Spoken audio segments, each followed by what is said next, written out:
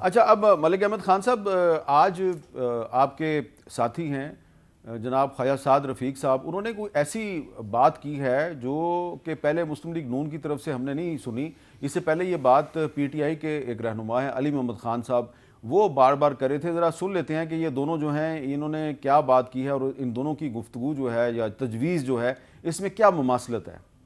کوئی آدمی آئے اللہ کا بندہ جو تمام سیاسی جماعتوں کو ایک میز پہ اکٹھا کرے، انہیں کہیں آؤ بیٹھو بات کرو راستہ نکالو ملک کیسے چلے گا، بس کرو کتنا لڑنا ہے ایک دوسرے کے ساتھ، آؤ مکالمہ کریں، آؤ میثاق جمہوریت پہ سائن کریں، ایک دوسرے کی ٹانگیں نہیں کھینچیں گے، آؤ میثاق معیشت کریں. یہ سارے مل کے بیٹھیں ایک نقطے پہ کہ ایک آزاد شفاف الیکشن ہو اور الیکشن کے لیے انیبلنگ انوائرمنٹ بنائیں. اچھا، یہ علی محمد خان صاحب نے باقاعدہ گرینڈ ڈائلاگ کی اصطلاح بھی استعمال کی اور 2-3 ہفتے سے وہ بھی یہ بات کر رہے ہیں کہ گرینڈ ڈائلاگ ہونا چاہیے، تمام سٹیک ہولڈرز آپس میں بیٹھیں، اسٹیبلشمنٹ بھی بیٹھے، سپریم کورٹ بھی بیٹھے، پولیٹیشنز بھی بیٹھیں، اور سعد رفیق صاحب بھی تقریباً ویسی ہی بات کر رہے ہیں. آپ کو لگتا ہے کہ ملک صاحب اس وقت پاکستان میں واقعی کسی گرینڈ ڈائلاگ کی ضرورت ہے؟ دیکھیں میر صاحب، میں ایکیڈیمکلی تو اس بات کا بڑا حامی ہوں اور میں شاید ایک بڑے لمبے عرصے سے یہ بات کہتا رہا ہوں کہ ان مسائل کا حل فارورڈ ٹوگیدر میں ہے. ہمارا یہ مسئلہ کہ جو ایک حکومت میں آتا ہے وہ اور اپوزیشن جو ہے وہ ایک اینیمیٹی کی صورت، ایک دشمنی کی صورت اختیار کر جاتی ہے. ایک تخت ہے دوسرا جیل ہے. یہ رواج جو ہے یہ سیاست اور جمہوریت کے لیے کس طرح سے کسی طرح یہ سازگار ماحول ہو سکتا ہے، یہ بات اپنی جگہ درست ہے.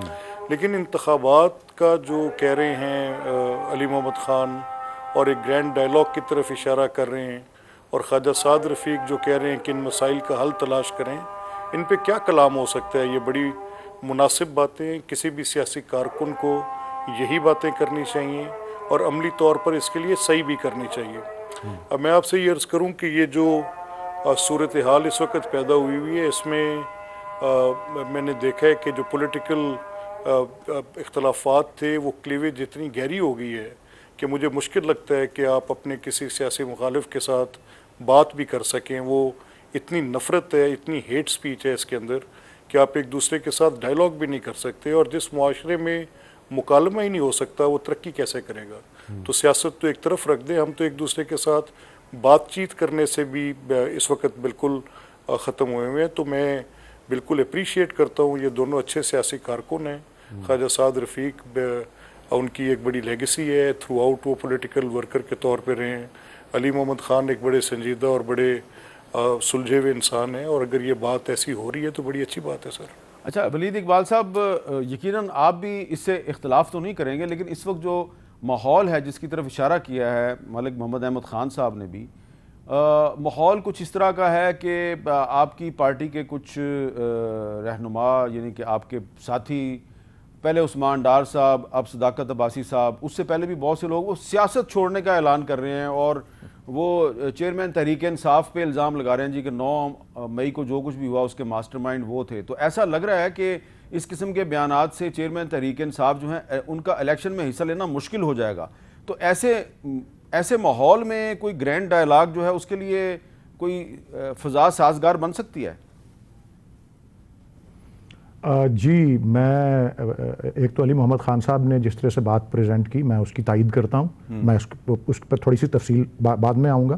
خواجہ سعد رفیق صاحب نے جو بات کی اصولاً اس کی بھی میں تائید کرتا ہوں، لیکن میں محسوس کرتا ہوں کہ ذرا 1-1.5 سال لیٹ انہوں نے یہ بات کی، اور انہوں نے کہا نا کہ میثاق جمہوریت کریں اور ایک دوسرے کی ٹانگیں نہ کھینچیں. تو مجھے تو وہ مرزا غالب کا شعر ہی یاد آتا ہے کہ میرے قتل کے بعد اس نے جفا سے توبہ، ہائے اس زود پشیماں کا پشیماں ہونا. تو یہ تو اب ووٹ کٹھے کرنے کے لیے یہ باتیں کریں گے. یہ اپریل 2022 میں اگر یہ، اور مجھے اطلاع یہی ہے کہ میاں نواز شریف، اور یہ اخباروں میں بھی آتا رہا ہے کہ یہ اس کے حق میں نہیں تھے جو کارروائی ہوئی ہماری گورنمنٹ کے خلاف اس وقت، لیکن یہ اس کا حصہ بنے، یہ وزارت ریلویز کے سربراہ بنے، یہ وزارت ہوا بازی ایوییشن کے منسٹر بنے، تو ساری پرکس پریویلیجز انجوائے کر کے حکمرانی کر کے اب یہ کہہ رہے ہیں کہ اس پہ شک کا اظہار ضرور ہو سکتا ہے. لیکن فضا جو ہے، دیکھیں پی ٹی آئی نے کبھی بھی، اور خاص طور پہ پچھلے جب سے یہ سال 2023 شروع ہوا ہے اور پچھلے 6 ماہ میں یہ کبھی بات یا انکاری پوزیشن نہیں اپنائی اباؤٹ ڈائیلاگ. ہمیشہ اور ابھی بھی آج بھی میں اس بات کو، اور میں پوری وثوق اور اتھارٹی کے ساتھ ہی آپ کو بطور ایک ترجمان اپنی پارٹی کے یہ کہنا چاہتا ہوں کہ ڈائیلاگ، معنی خیز ڈائیلاگ، انکلوسیو ڈائیلاگ جو کہ جمہوری اور آئینی پروسیس کو جو ہے اس پہ عمل درآمد کو یقینی بنائے اور ایک ٹائملی بر وقت طریقے سے جو ہے یقینی بنائے. ایبسلیوٹلی اس میں کوئی پولیٹیکل پارٹیز جو ہیں وہ تو دروازے کبھی بند نہیں کرتی. ٹھیک ہے ہمارے اختلافات ہیں اور ہمارے ووٹرز بھی بڑا اسٹرانگلی فیل کرتے ہیں بہت سے ایشوز کے اوپر، جس پہ ہم بھی اسٹرانگلی فیل کرتے ہیں ایز پارٹی ریپریزنٹیٹیوز، اور ہماری پارٹی کی قیادت بھی جو ہے.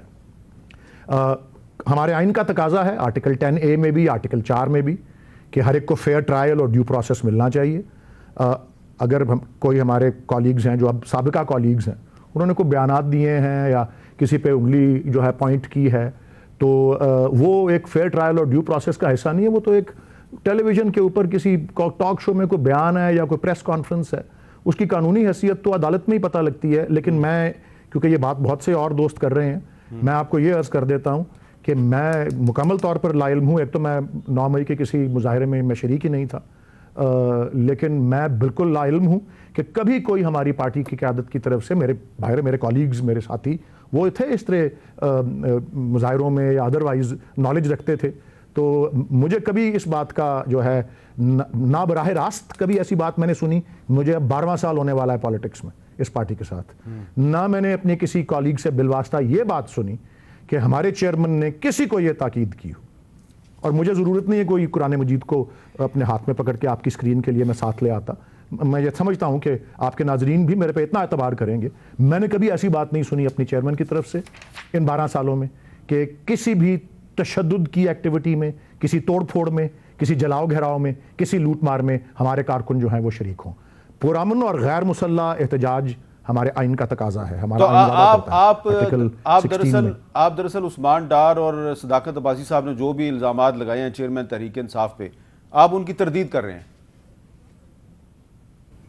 میں ان کی تردید کر رہا ہوں جی، وہ آ کے اپنے الزامات کو خود ایکسپلین کریں. میں یہ عرض کر رہا ہوں کہ میں نے کبھی ایسی چیز اپنے چیئرمین سے نہیں سنی جو کہ ان لوگوں نے ان سے منسوب کی ہے. میں اپنی حد تک کہہ سکتا ہوں، اور یس اس حد تک میں تردید کرتا ہوں اس بات کی کہ وہ یہ کہہ رہے ہیں کہ وائلنس کی تاکید جو ہے، احتجاج اور پرامن احتجاج کی ضرور کی ہوگی، لیکن میں وائلنس کی کسی تاکید جو ہے، جلاؤ گھیراؤ توڑ پھوڑ کی، اور یہ بہت سے اور لوگ آپ کے میڈیا پہ بھی اور سوشل میڈیا پہ بھی کر چکے ہیں. تو میں تو ایک سینکڑوں لوگوں میں ایک اور آواز ہے جو شامل ہے، لیکن میں کم از کم ضرور اپنے تئیں یہ بات کہنا چاہتا ہوں. اچھا